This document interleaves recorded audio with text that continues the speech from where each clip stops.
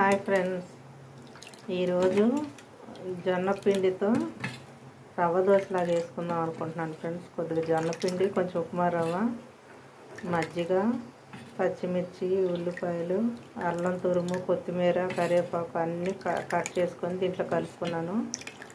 ఇంత పలసగా అయితే కలిపాను ఫ్రెండ్స్. ఈరోజు ఇదే టిఫిన్ ట్రై చేస్తున్నాను, తినాలని అనిపించింది. అందులో ఇడ్లీ పిండి, దోశ పిండి అన్నీ అయిపోయినాయి. నేను ఒక్కదాన్నే కదా అన్నీ ఇలా ట్రై చేస్తున్నాను ఫ్రెండ్స్. ఒక అట్ట అయితే వేసాను.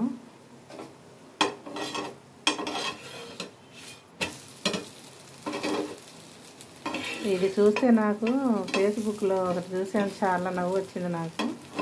రవ్వ దోశ అడిగి ఇద్దరు పిల్లలు అలా నిల్చొని ఉంటారు. ఈ హోటల్ ఆయన ఏమో పిండి పోస్తూ ఉంటే ఆ మొహం మీదకి కూడా వెళ్ళి పడుతూ ఉంటుంది ఆ పిండి. ఆ మొహం తుడుచుకుంటూ అడుగుతూనే ఉన్నారు. అది చాలా నవ్వు వచ్చింది ఫ్రెండ్స్. ఎవరు చేశారో కానీ ఆ వీడియో. అలాగా ఇప్పుడు నేను పోస్తూ ఉంటే స్టవ్ మొత్తం అవుతుంది. ఇలాగా పోస్తూ ఉంటారు కదా, పోసేటప్పుడు మొహం మీద కూడా పోస్తూ ఉంటారు. అది నాకు చాలా నవ్వు వచ్చింది ఫ్రెండ్స్ ఆ వీడియో. అంటే ఇప్పుడు ఇది పోస్తూ ఉంటే నాకు కూడా అలాగే అనిపించింది. కాకపోతే కొంచెం నిదానంగా కాలుతాయి, మనమేమో ఎక్స్పీరియన్స్ కాదు కదా, ఇంతే. కొంచెం నిదానంగా సిమ్లో పెట్టి కాల్చుకుంటే బాగుంటుంది ఫ్రెండ్స్. ఒకటైతే కాలింది, ఇంకోటి అయితే అయిపోద్ది. ఏమీ తోచట్లేదు ఫ్రెండ్స్. ఈ పాపం పిల్లలు చేసింది కానీ 2 పిల్లలు చనిపోయినాయి. ఒకటి దానికి ఒంట్లో ఎలాగుందో కానీ ఒళ్ళు వేడిగా ఉంటుంది. ఒక్కోసారి కళ్ళు తిరిగి కింద పడి కొట్టుకుంటుంది ఫ్రెండ్స్. దానివల్ల నిద్ర కూడా ఉండట్లేదు. అసలు ఏ పని చేయబుద్ధి కావట్లేదు. అసలు నా మనసు ఏం బాగోట్లేదు. వాటి గురించి మీ దేవుళ్ళకి, మీరు ఏ దేవుడిని కొలుస్తారో ఆ దేవుడికి కొంచెం ప్రార్థన చేయండి ఫ్రెండ్స్. నోరులేని జంతువు కదా, మనుషులు అయితే చెప్తారు.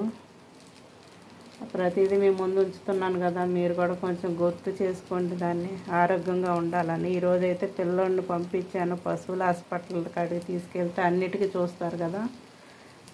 ఈరోజైతే పంపించా ఫ్రెండ్స్ పిల్లల్ని. డాక్టర్ కూడా బాగా చూసి దానికి ఏమి అవసరమో, ఏమి అసలు ఎందుకు అలాగుందో. ఇంకా కొంతమంది ఏమో బ్లడ్ లేక నీరసం వల్ల, చిన్న పిల్ల కదా 4 పిల్లలు పెట్టేటప్పటికి ఇలాగ అయ్యి ఉంటుంది అని అంటున్నారు. ఏదైనా కానీ ఇక చెప్పలేదుగా ఫ్రెండ్స్. అప్పటికేం చేయాలో తెలియక పిల్లల్ని తొక్కేయటం, కొరికేయటం చేసి 2 అయితే చంపేసింది. దానికి కోపం ఎక్కువైంది. ఒకసారి చూద్దాం ఫ్రెండ్స్, వచ్చిద్దో రాదు. బాగా మాడాలి, మాడితే కానీ రాదు. ఇది ఒక పక్కన కాలుతుంది, ఇంకొక నిమిషం చూద్దాం. అక్కడక్కడ ఎక్కువ పోసేసినట్టున్నాను ఫ్రెండ్స్. వాళ్ళలాగా కరెక్ట్గా పలసగా పోయటం రాలేదు. ఒక్కొక్క దగ్గర ఎక్కువ పడిపోయింది. అయినా పర్వాలేదు, నేనే తింటాను. 1-2 సార్లు ఫెయిల్ అయితేనే కదా పాస్ అయ్యేది. అందుట్లో మనకు చేసుకునేటప్పటికి ఎక్కడ లేని బద్ధకం వచ్చింది ఫ్రెండ్స్. ఎందుకనో నాకేనా అందరికా అనిపించింది. పిల్లలకి, భర్తకి, అత్తమామలకి ఎవరికి వేసినా కానీ కొంచెం బాగా వేస్తాము. లాస్ట్ పిండి ఇంకా అందరికి అయిపోయింది, మనకేగా అన్నప్పుడు అవి ఉండలుగా వచ్చేయటం, ఇరిగిపోవటం, నానా ఇదిగా ఉంటుంది. అయినా కానీ చేసాం కాబట్టి మూసుకొని తినాల్సిందే. అదనమాట. ఇలాగైతే వచ్చింది ఫ్రెండ్స్. కరకరలాడేలాగా ఉంది. ఇంకంతే ఫ్రెండ్స్, 2 అయినాయి అట్లు. ఇంకొక అట్టుకు వచ్చింది, అది కూడా వేసేస్తాను. పట్టుకుంటేనే పట్ అంటుంది ఫ్రెండ్స్. భలేగా వచ్చింది. రాదేమో అనుకున్నాను, పర్వాలేదు. నేను కూడా బాగానే వేసాను. ఇది కూడా వేసేసాను ఫ్రెండ్స్, ఎలాగో వేసాను.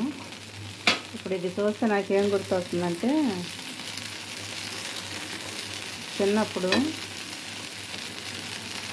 మీకు ఐడియా ఉందో లేదో, ఇప్పుడు పిల్లలకి తెలీదు కొంత. ఎందుకంటే అంతా పాలిష్ రాళ్ళు వచ్చేసినాయి, రోడ్లు వచ్చేసినాయి కాబట్టి వాకిళ్ళు, కళ్ళాపులు అనేది తెలుసో లేదో తెలియదు. కానీ మా చిన్నప్పుడు అయితే ఒక్కొక్క వాకిల్లోనే 10 బకెట్ల దాకా పేడ నీళ్ళు వెళ్ళి, పొద్దున్నే వెళ్ళి గేదెలు ఉన్న వాళ్ళ ఇళ్ళ కాడికి వెళ్ళి పేడ తీసుకొచ్చి, వాళ్ళకి కుడితి నీళ్ళు పోస్తే వాళ్ళు పేడ ఇస్తారు.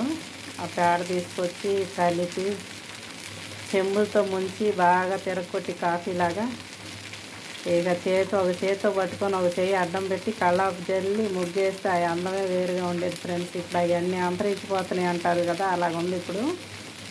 నేనైతే పెద్ద పెద్ద ముగ్గులు వేసేదాన్ని.